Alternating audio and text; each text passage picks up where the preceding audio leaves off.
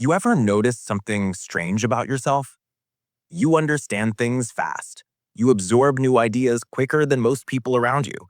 You watch a video, read a thread, listen to a concept once, and instantly it makes sense.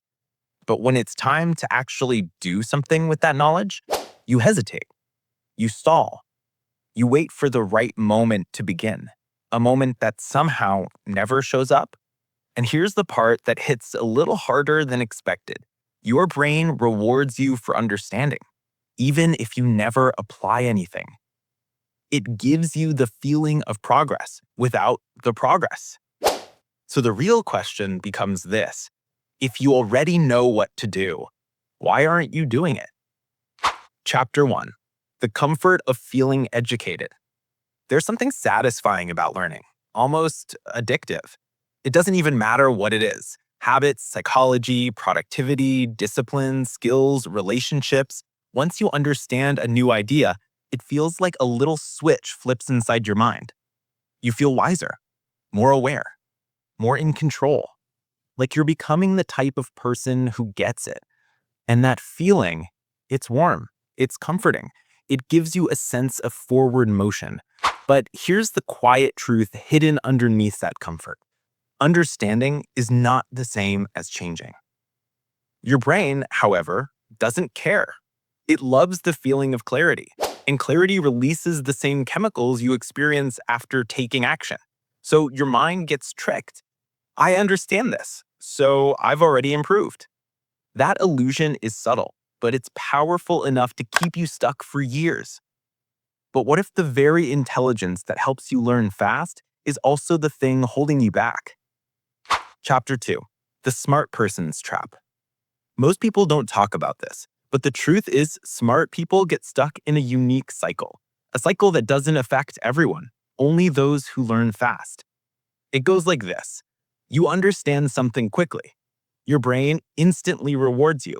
You feel one step ahead.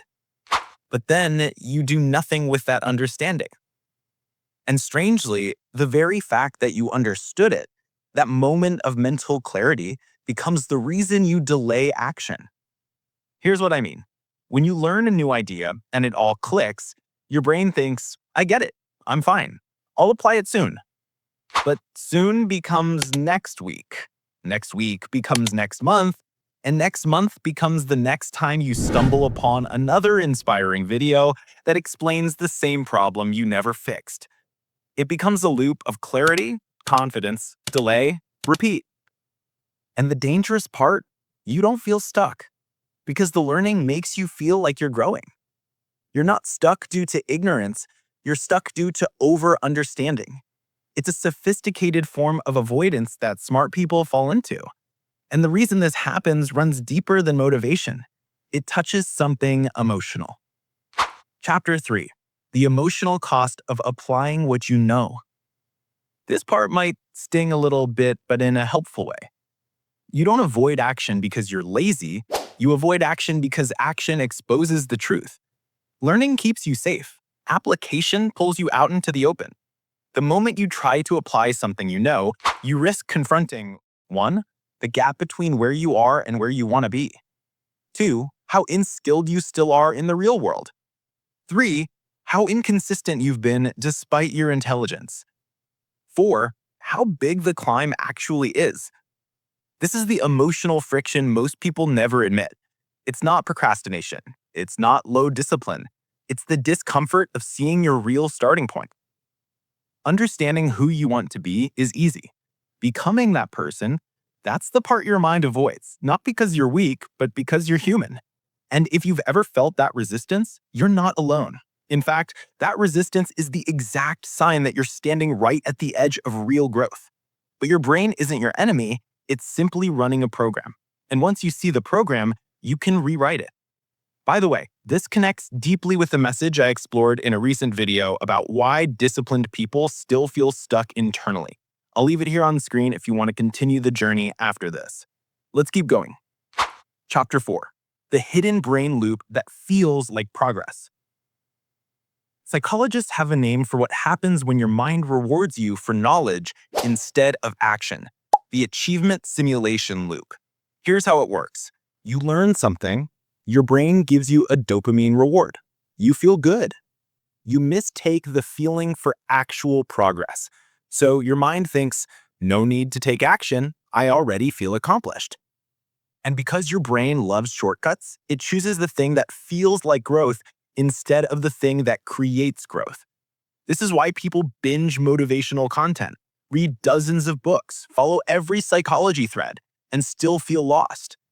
It's not the knowledge that's missing, it's the translation of that knowledge into action.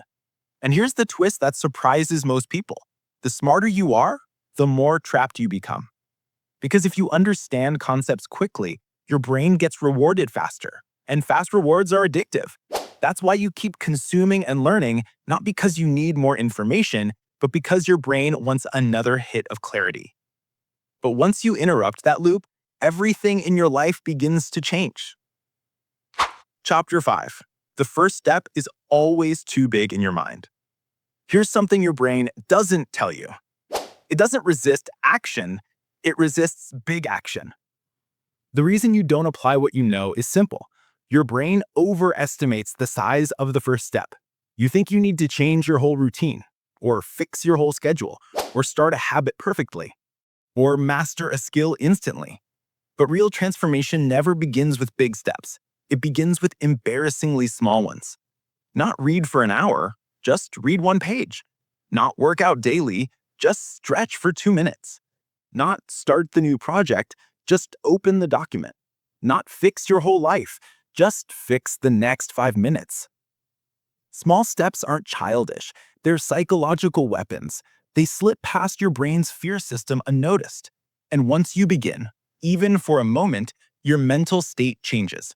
Motion replaces hesitation. Momentum replaces anxiety. Action replaces theory. And slowly, what you know becomes what you do. But the real transformation isn't in the action, it's in the identity that forms because of it. Chapter 6. You become what you do, not what you know. Every action you take sends a signal to your identity, a quiet message, a subtle reinforcement. And every action you avoid sends a message too. When you apply what you know, even in the smallest possible way, your identity shifts. You're no longer someone who collects information, you're someone who acts on clarity. And slowly, your self-image changes. You stop needing motivation. You stop drowning in content.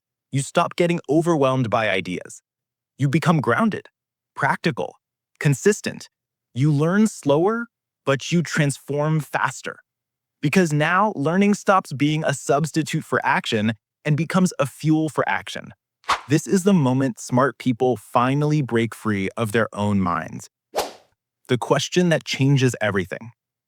So let me ask you something simple but deeply revealing. If you stopped learning anything new for the next 30 days and only applied what you already know, how different would your life look? That answer tells you everything. Because you don't need more lessons. You don't need more theory. You don't need another guide. You already know enough. What you need now is honesty. And one honest action can do more for your life than 1,000 moments of clarity. Take one tiny action today, not perfectly, just genuinely.